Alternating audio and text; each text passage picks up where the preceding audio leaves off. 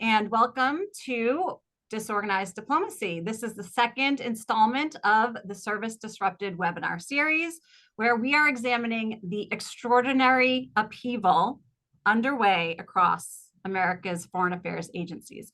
I am Nikki Gamer. I'm the Communications and Outreach Director for the American Foreign Service Association, and I will be your host for today's conversation.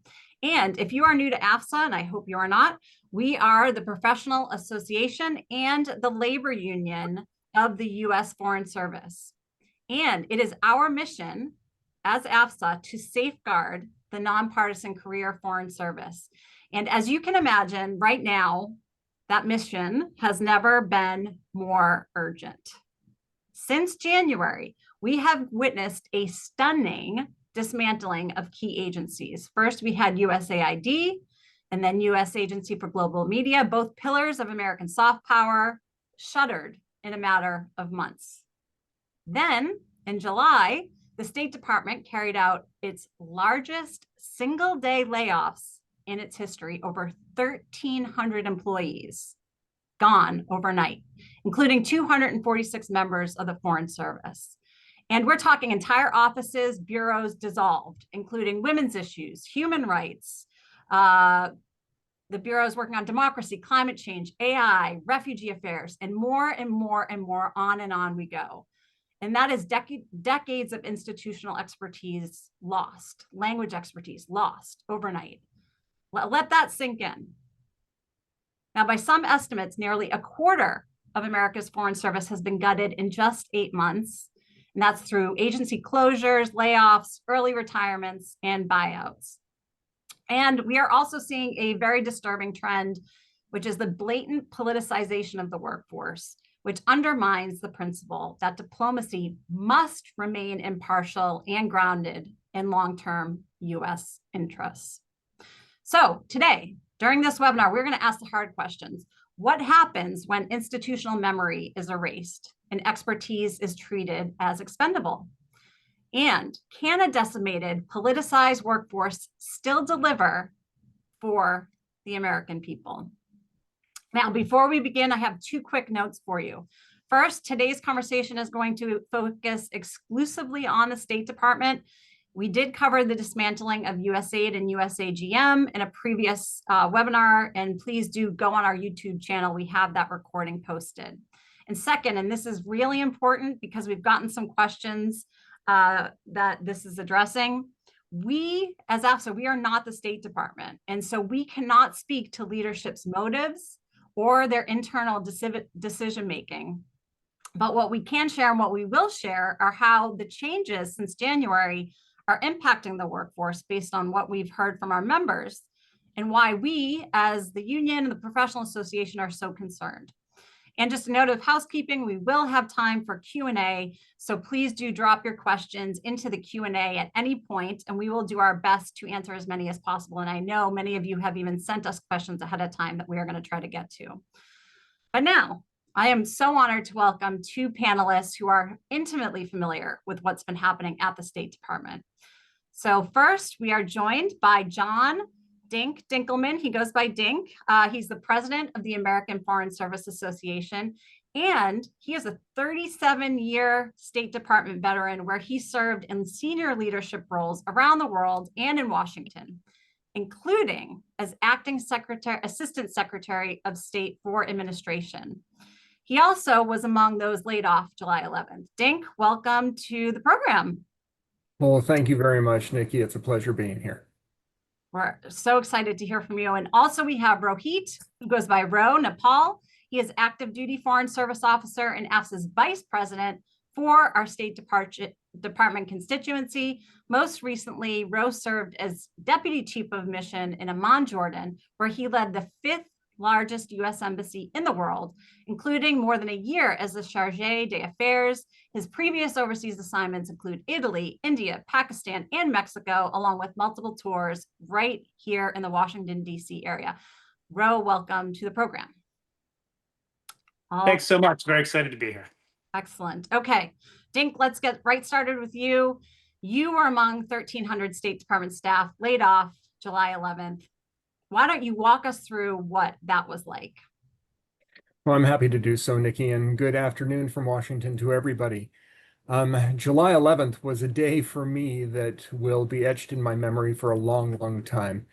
As many people, I was working that morning on my computer when all of a sudden at 10:53 a.m., a small little blink came to my computer with a new message from the Directorate General of the Foreign Service informing me that I was being one of many people who was being reduced in force that day, and unceremoniously was informed that by 5 p.m. that day I needed to have my affairs in order, to say my goodbyes on the system, and to leave the organization.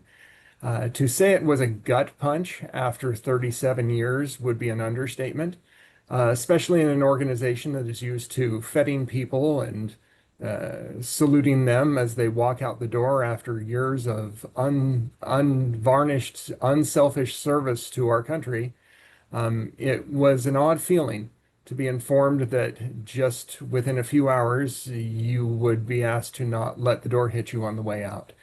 Um, but the issue really isn't about me. It's about the hundreds of other people that day who, unlike me, who is an old warhorse being put out to pasture, were basically cut off at the knees in the middle of what would have other been a very, very productive professional life. They were cut short. On that day, all of us at about 5:05 p.m. suddenly found that the system asked us to try to sign in again. We weren't surprised, of course, when we couldn't. And then, interestingly enough, at about 5:15, all of a sudden my government issued iPhones seemed to have been miraculously remotely wiped. And all of a sudden, I had no equipment, no communications, and was out on my own. Um, Not a great management tool to instill hope and confidence in your workforce when the organization which has stood by you for so long and advocates for you and informs you that you matter, all of a sudden, very capriciously tells you that you're no longer needed. I cannot imagine what that was like. So thank you for sharing that experience with us. Ro, I want to go over to you. Tell us, because you're still at the State Department, right? Tell us what it was like for staff who were not laid off, but who were watching their colleagues just be shut out like that. Thanks, Nikki. Think used the term gut punch, and that's exactly, I think, what all of us felt. Of course, for the folks who received the message, it was considerably worse. But the Foreign Service is a bit of a family. We spend a lot of time together overseas, working, and frankly, in many cases, living together. So all of us knew people who were riffed that day. And I think the thing that made it really a gut punch for me was just a sense of the tremendous loss of talent and skill that happened that day. I knew people who were on that list, people who were riffed that day. And the reality is, they were great officers, folks who had performed in extremely difficult jobs in difficult circumstances, whether overseas or here in Washington, serving the American people. And to see them on that day, just unceremoniously, as Dink said, put out the door so quickly was really quite extraordinary. And again, a gut punch. For me, one of the things that really stood out also was the fact that they were given less than a day, hours, to turn over their affairs. What we're really seeing is a massive brain drain from the State Department. And for those of us who are left behind, you're left behind, of course, with the work, but you're also left behind without the benefit of having a reasonable handover of the information, the contacts, the work that those people were doing, because it had been done in such a hasteful manner. Finally, for me, at the end of the day, I think one of the messages that this sent was it could have been any one of us. I wasn't on that list that day, but the way that these rifts were done, and I think we'll talk about that a little bit more later in this conversation, but the way that it was done really indicates to every officer in the State Department that you could be next. And I think that chilling effect, what that does to the department's workforce, particularly at a time where the department's workforce is in such need, is really quite troubling. Yes, and to mention that they at least 10 people who were laid off had been promoted. So this was not about merit, right? Absolutely. Contradiction. Absolutely. Not only not about merit, as you said, 10 people who were on that list who were riffed that day. rift on a day in July when the very promotion boards that were assessing their performance over the past several years determined that they were ready to serve at the next highest level.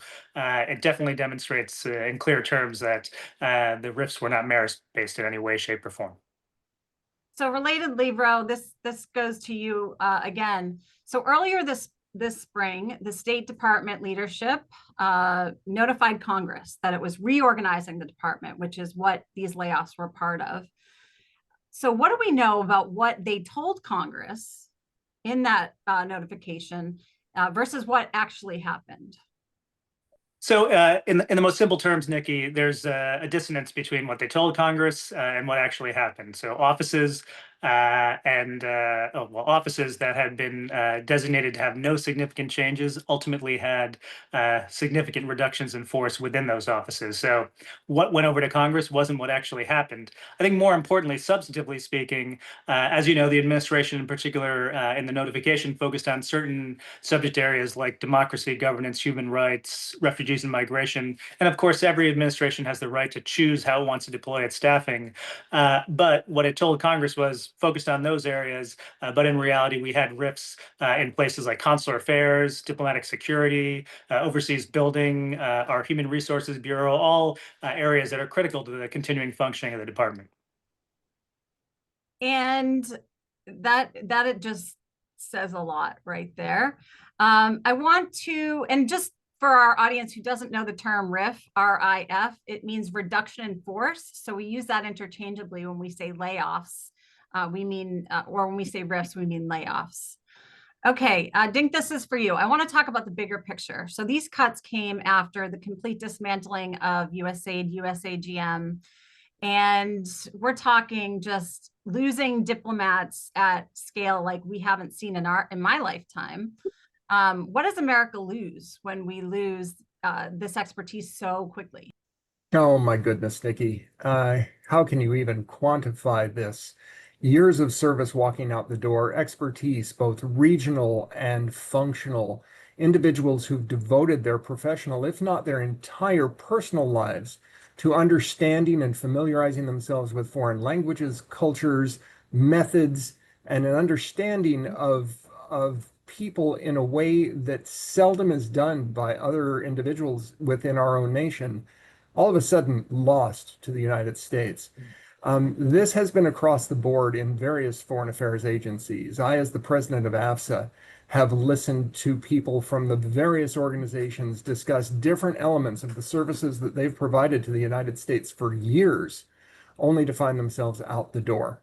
And while many of them, of course, have skills and abilities that can be applied in the private sector, frankly, at a much better salary level, there's a real difference when your heart is into something.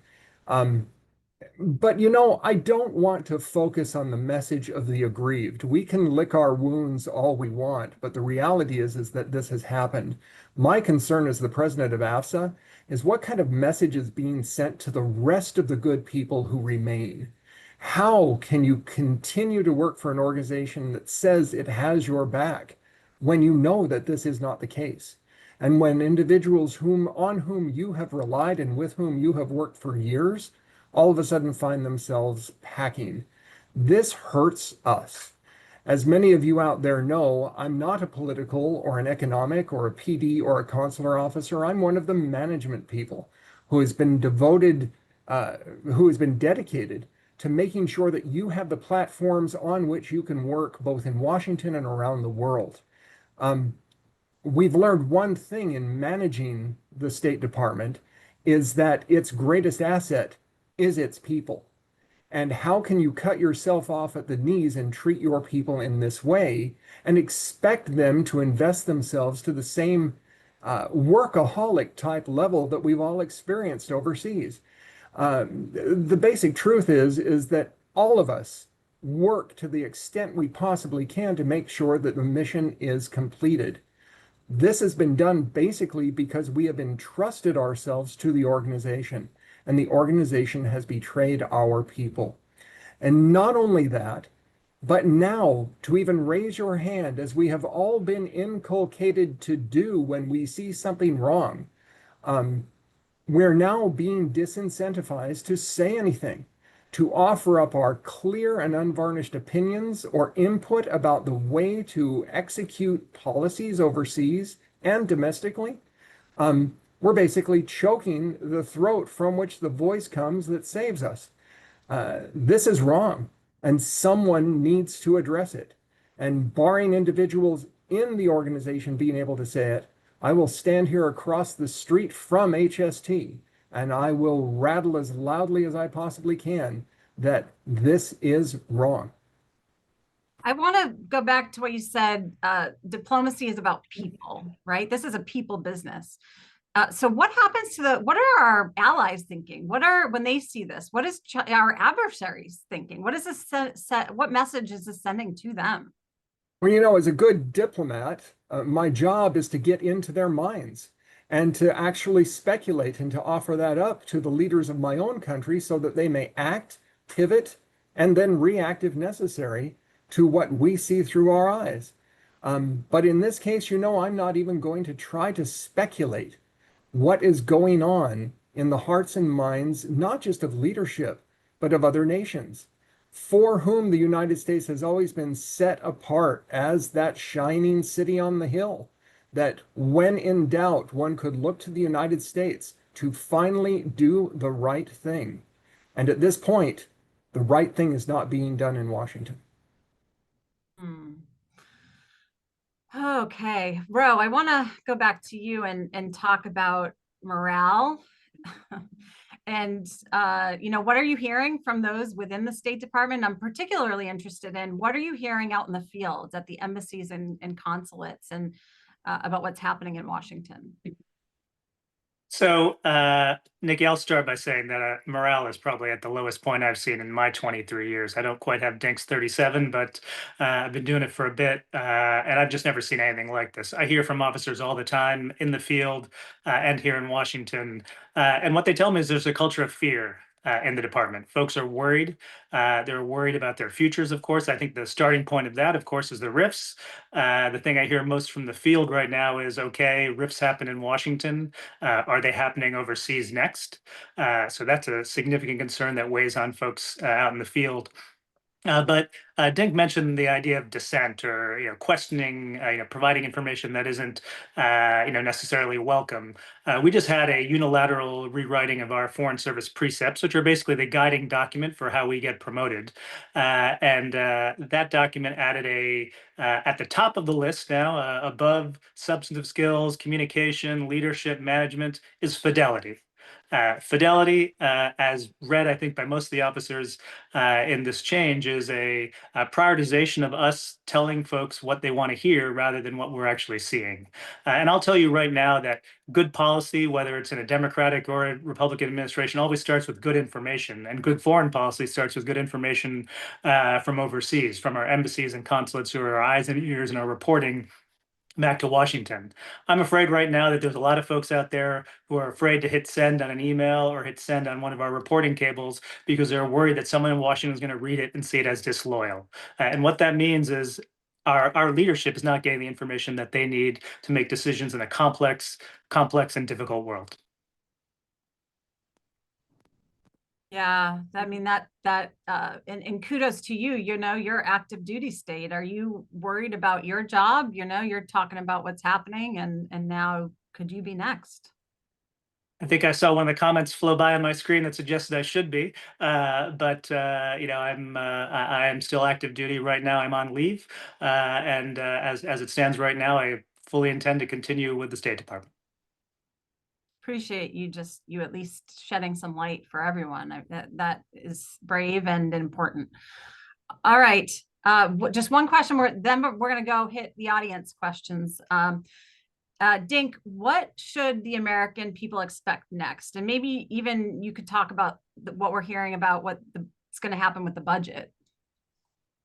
Well, boy, how much time do you have, folks? I can spew forward. The bottom line for the average American who's out there is you're going to start, if this continues at this clip in this direction, America's going to lose its competitive advantage, not just economically, morally, ethically, strategically. Why in the world would you believe somebody when they're inconsistent or when they are disingenuous? It's been the job of the American diplomat to translate their personal capabilities and their bona fides into service to their own country. We've done that. We will continue to do it. I'm confident that my colleagues who are still in the service are giving as much as they possibly can.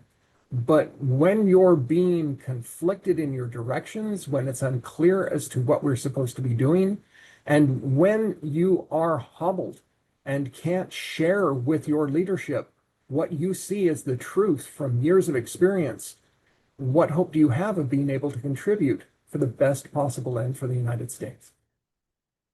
I want to go, not to put you on the spot, but I'm going to put you on the spot, Dink. You have those even within active duty foreign service who say, you know what, this is good. This is good for America. We needed reform. We needed to make things leaner, to make things more efficient, to make things really deliver for that America First agenda. What would you say to that?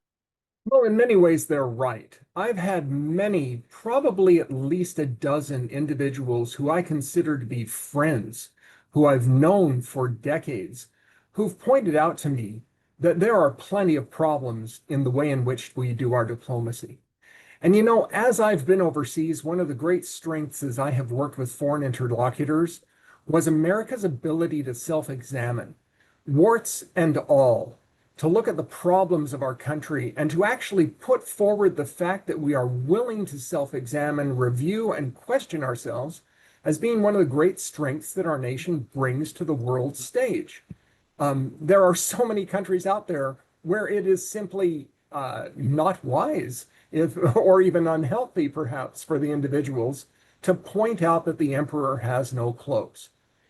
And what I find so awkward is that the State Department of all organizations, to me, seems to be the most willing to say, yes, some things in the Harry S. Truman building absolutely suck, and we need to fix them because they are wrong. I don't think there's any more self-reflective organization in the US government than the Department of State.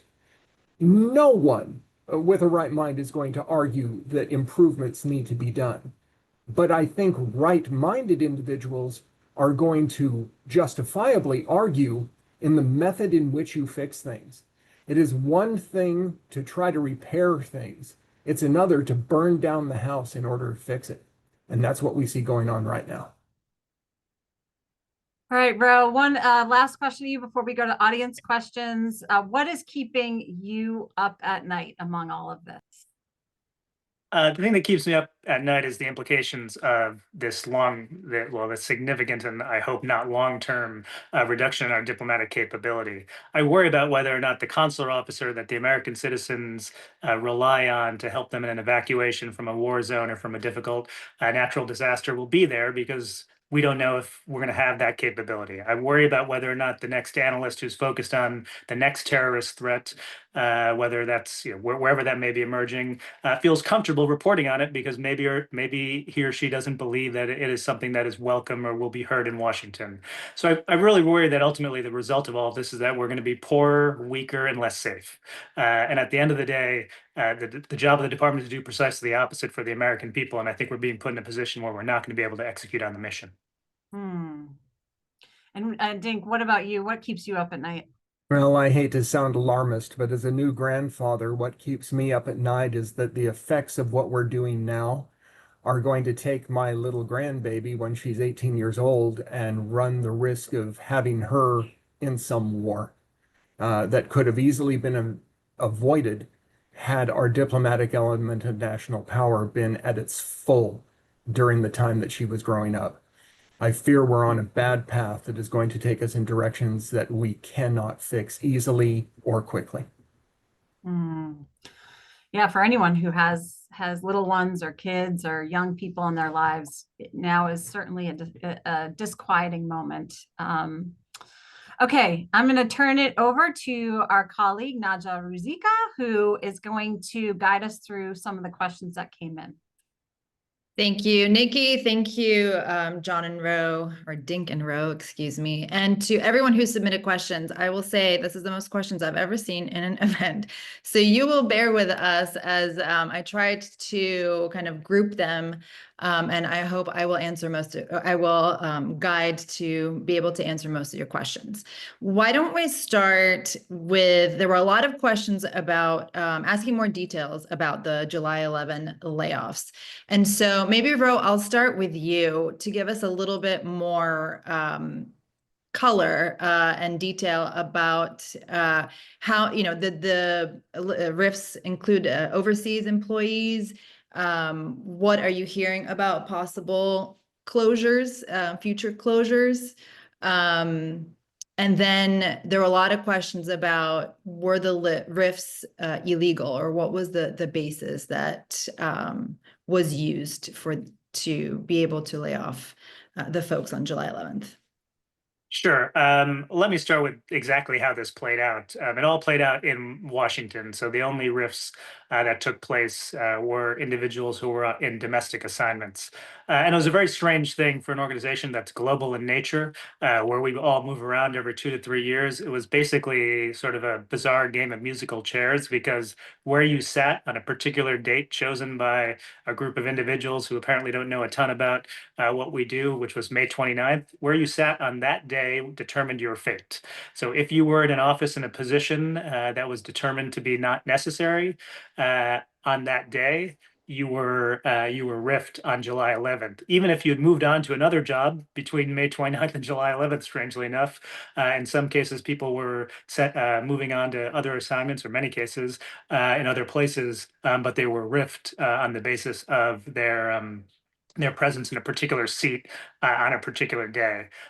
Strangely, in some cases, what we've heard from members is that individuals who were riffed and told the basis of that riff was that their position was no longer necessary, subsequently find out that a week or two later, a new individual showed up at their workplace and took their position that had been supposedly riffed. And to underscore the degree to which this really isn't about merit, I'd also note that the department has just brought on or is about to in September, about 90 or so new members of the Foreign Service. Just a couple months after it had riffed a couple hundred members of the Foreign Service, oddly enough, including in that riff, about a third of the riffed officers were in that more junior rank, who would easily fill the types of positions that this new group that's coming on board will fill. So what you have ultimately is the department having decided to fire people who were already in, and then go through the time, effort, money to recruit additional individuals who will ultimately, in some respects, I assume, have to backfill the very positions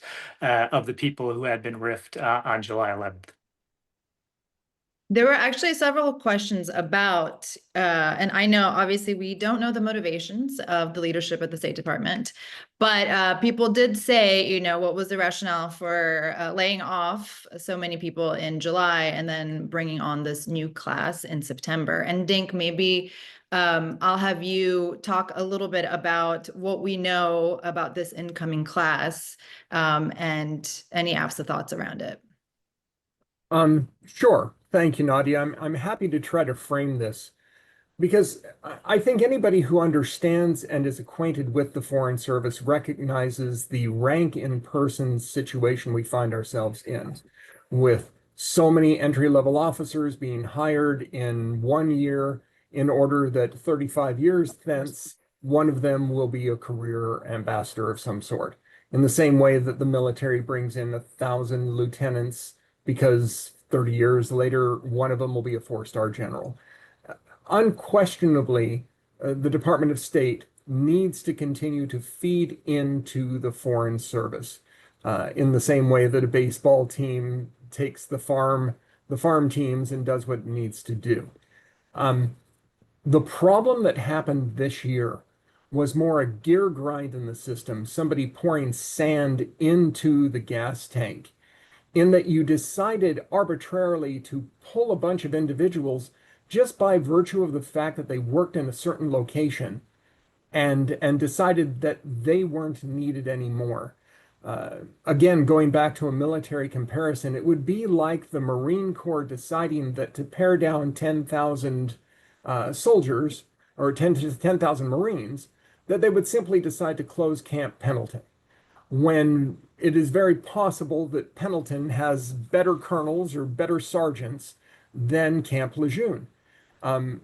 There were pre-existing methods by which AFSA had agreed upon RIFs. This is over 50 years ago that we established these, albeit complicated, but necessarily fair methods by which, if any administration decided in the future to pare down the Foreign Service, that we would be able to compare and contrast individuals and select those who had been of the least performance levels, or at least to the least value of the organization, to invite them to leave should that ever happen. This baby was thrown out with the bathwater in June in order to accommodate the arbitrary need to simply take numbers down to wherever they were perceived to be most effective. It has hurt us in innumerable ways, the effects of which we still can't measure. Now, to those individuals who are coming on board shortly, while I will do my best to make sure that their goods names are not disparaged, because they presumably have come through the process of the Foreign Service examination process, and they have met the needs, they have met the requirements that the department stated by which they would be hired. Even this is being called into question by recent changes into the methodology by which individuals on the register, and possibly even not on the register, are being invited to join the Foreign Service. It is tremendously alarming, and it undermines the faith that your average student who's out there majoring in political science in Wisconsin is going to look at a career in the Foreign Service. The damage which is being done by our organization to our organization is long term, and it's going to hurt us in ways that we can't even anticipate. Thank you, Dink. And maybe pulling on that thread, we do have some students who've joined us today and some educators, and we did get a couple of questions from aspiring diplomats. And maybe I'll start with Ro and come back to you, Dink. What should they be thinking about a career in the Foreign Service, or how should they be thinking about a future in the Foreign Service at the State Department specifically? So I'll be completely frank, notwithstanding everything we've discussed today, which is obviously dismaying in terms of the composition and treatment of the employees of the State Department. I can't think of a better career than the one I've had. The opportunity to serve the American people overseas has been really extraordinary for me and my family. So I'd encourage people to continue to consider the career, but I recognize that how you look at that career may be quite different than how I was when I was much younger and began considering the State Department as a career. Certainly from the starting point, I left the private practice of law and viewed the State Department, among other things, as not only a calling, but a pretty stable opportunity that would, should I perform over the normal career life cycle, afford me the opportunity to spend a career with the State Department. Given what's happened in the past couple months, obviously, I think folks need to come in with a different perspective in terms of what the length and nature of the full Foreign Service career will be. But ultimately, the work is very important. We need new diplomats, as Dink said, to eventually become career ambassadors. And I think one of the shames of one of the true challenges of what has happened is that this diplomatic capability that we talk about takes years or decades to generate. Right? The work is a profession that takes time to learn, and we've lost a lot of people who had spent many years learning that skill and craft to represent the American people. We're going to need new people to get into the pipeline and to start building back that capability. Thanks, Ro. Actually, Dink, I'm going to ask you a slightly different question, but along the same lines of what Ro was just saying about the impacts of these actions against the workforce, and what is the long-term impact of the layoffs, the early retirement or the forced resignations? What does that mean in terms of how long we expect to keep seeing kind of the implications play out on the institution of the Foreign Service? It is irreparable. It will affect us for decades to come. Now, the obvious nature of those effects and the correlation of the actions of 2025 to the inability or fecklessness of the State Department in subsequent decades will be hard to pinpoint. But generally, I don't think there's anybody who would disagree that when you have arbitrarily chosen to take away your experts who have been schooled in a field, you're going to hurt yourself.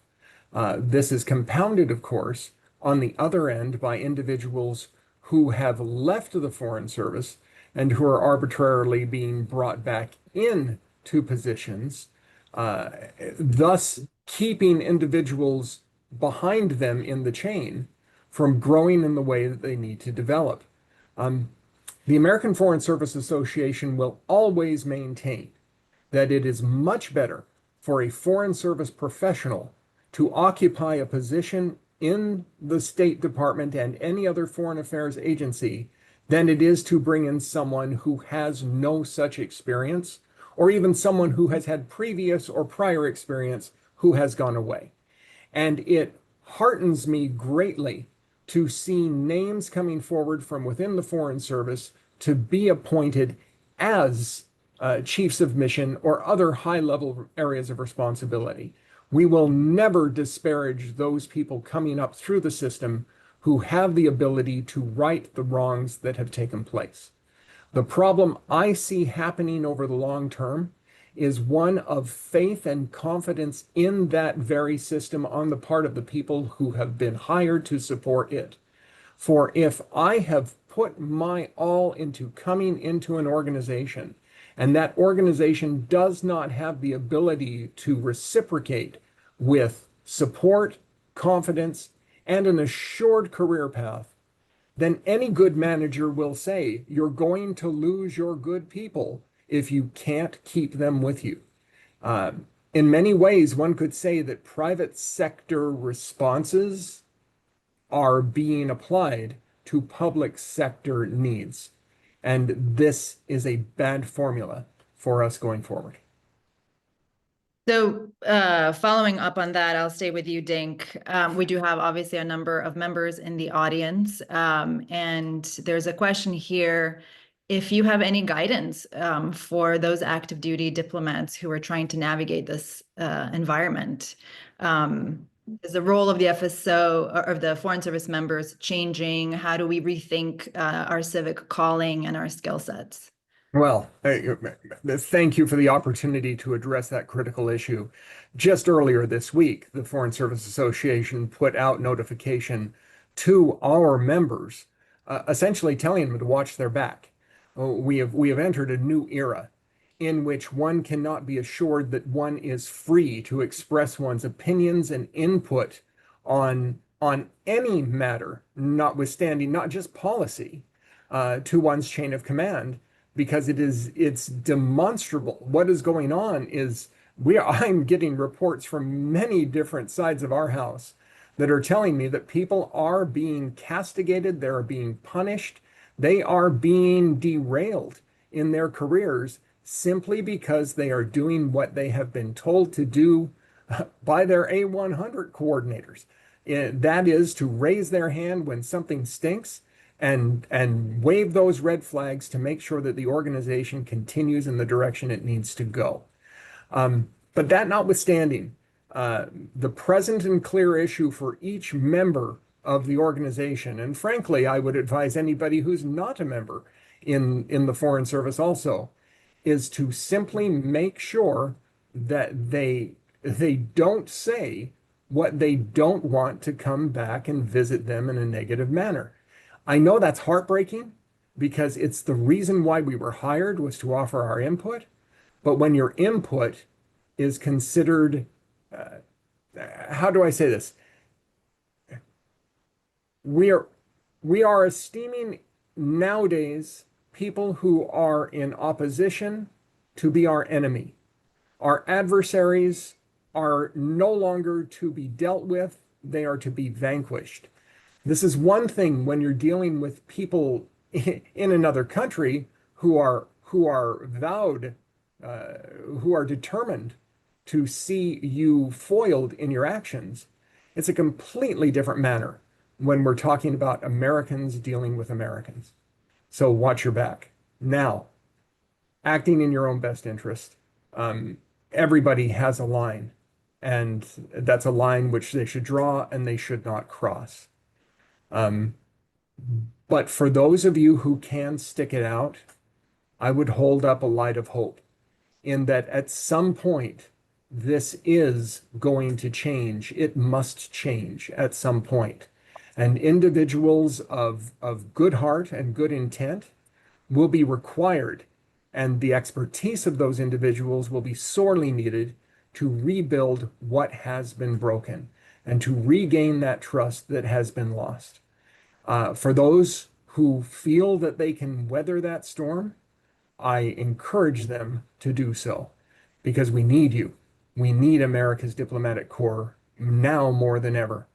And for the student, for the individual considering taking that Foreign Service exam, I echo what Ro said earlier. I cannot think of a better way to have spent my professional life. The honor of serving the United States by representing it overseas has been a dream that I cannot imagine could have been fulfilled in me in any other way more rewardingly. I would still hold that out there. And given that our process up until now has been a very lengthy one, where individuals had to go through literally years of examinations, testing, assessments, suitability reviews, and finally waiting in line with other people who were so similarly intent on joining, I would encourage you to pursue it because if you turn off an option, it's far more difficult to turn it back on.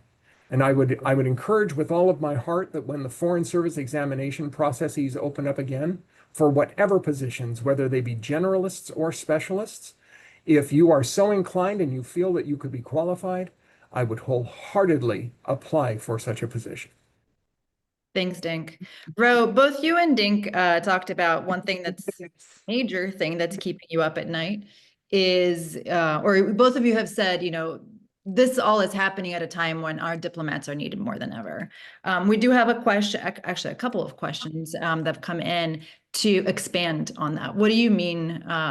What are the things that are happening worldwide that need this diplomatic corps and America to be stepping in? And why are you so concerned about the fact that our diplomatic corps is being weakened right now?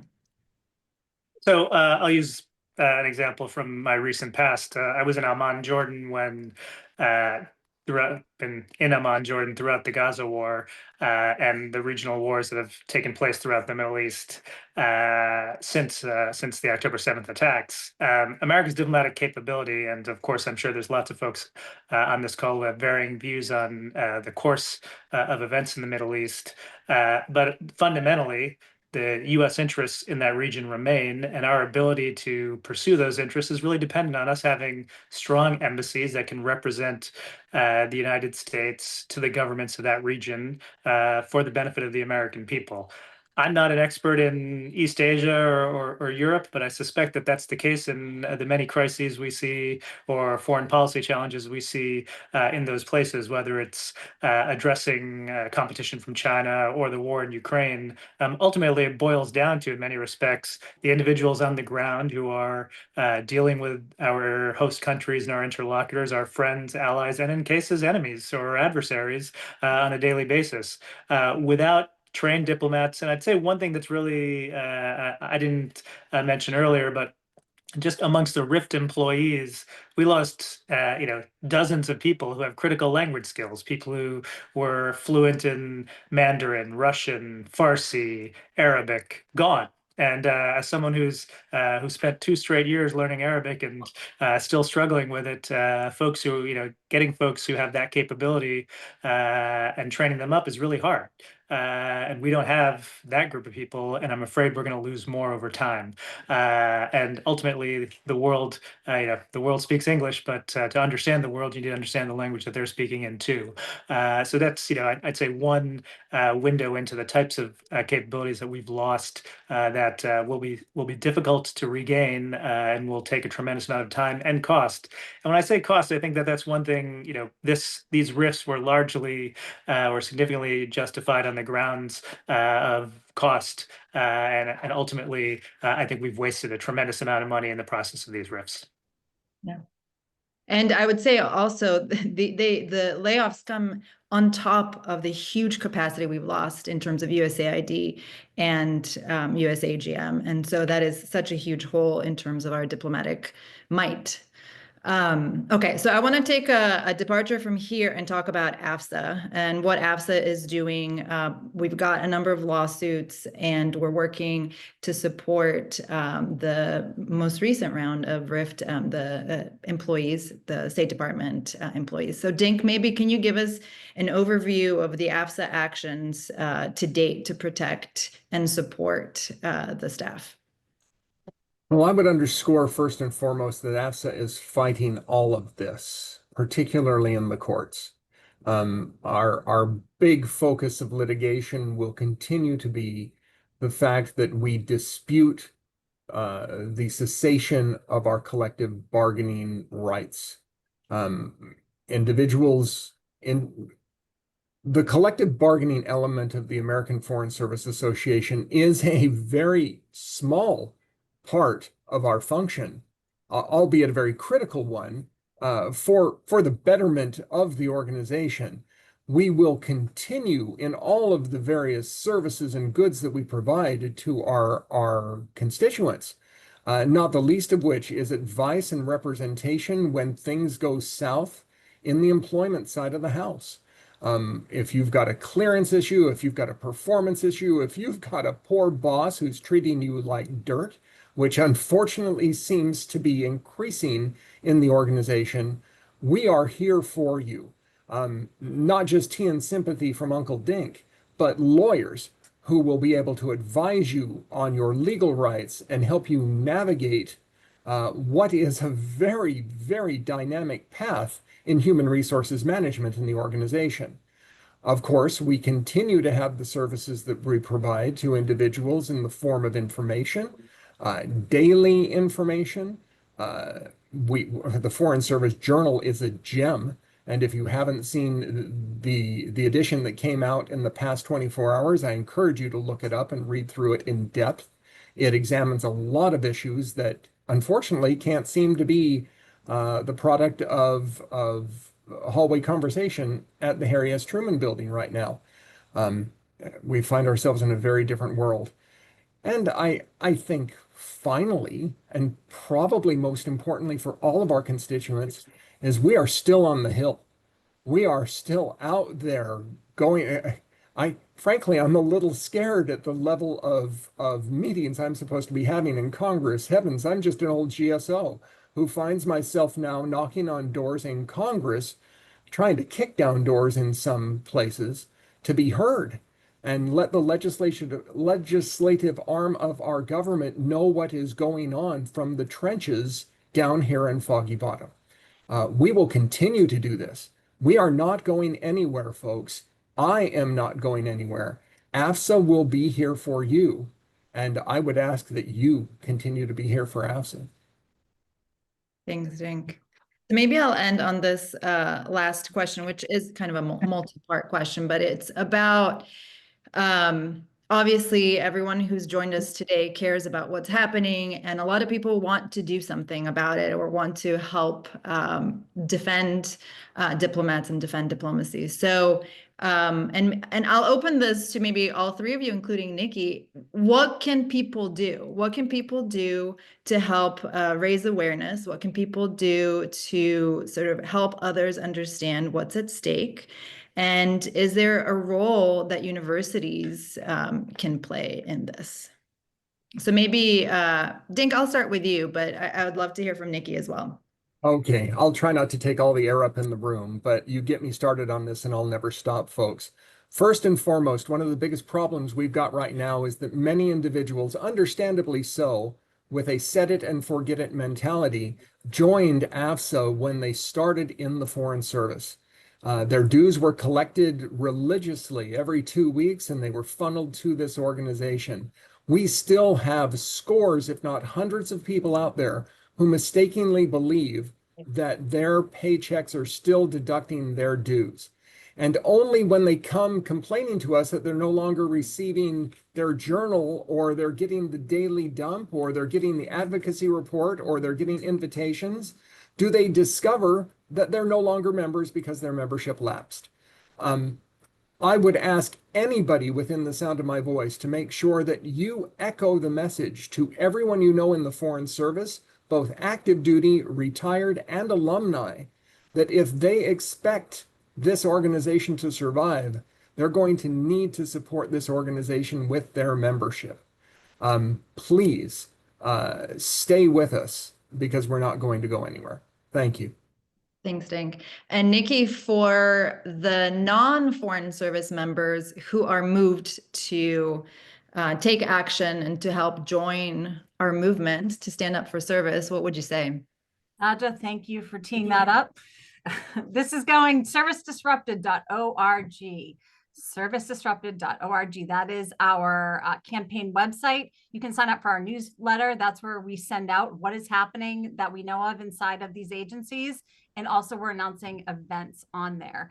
We especially need young people. Don't let the news cycle distract you from this very real threat.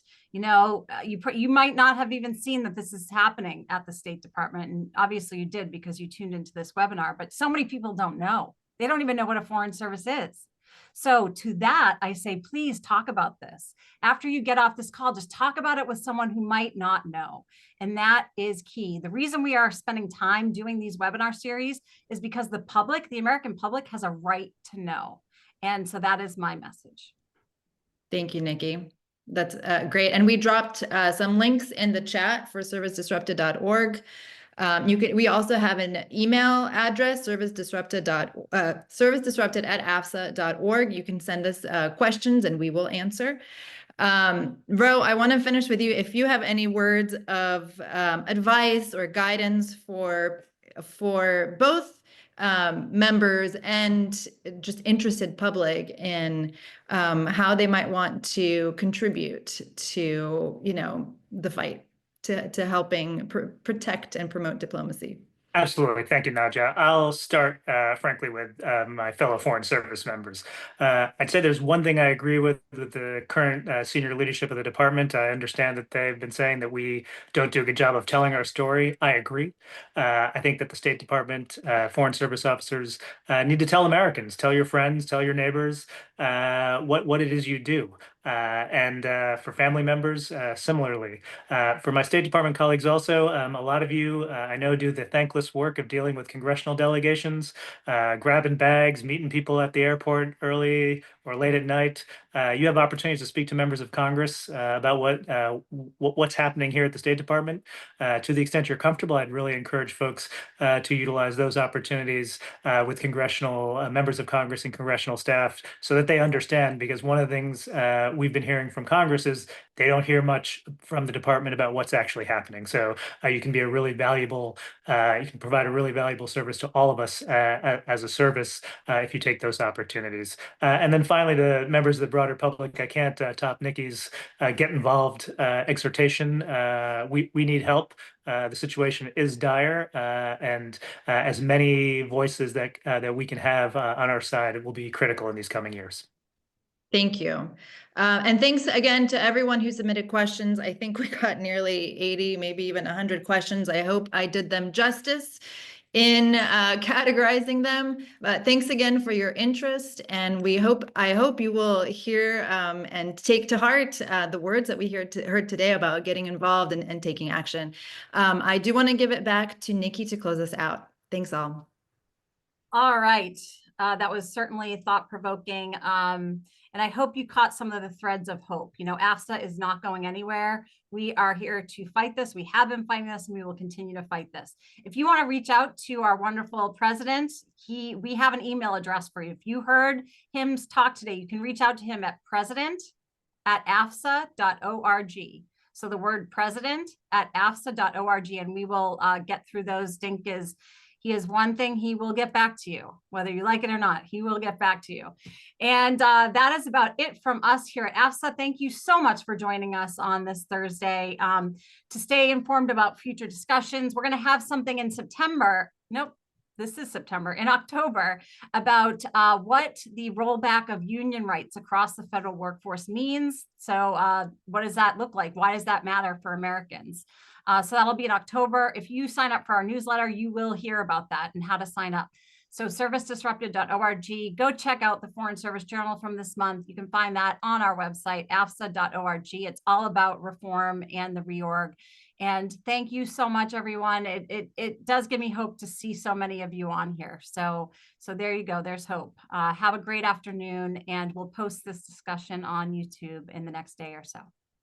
Bye, everyone. Bye-bye, Thank you to our everybody. panelists too. Bye-bye.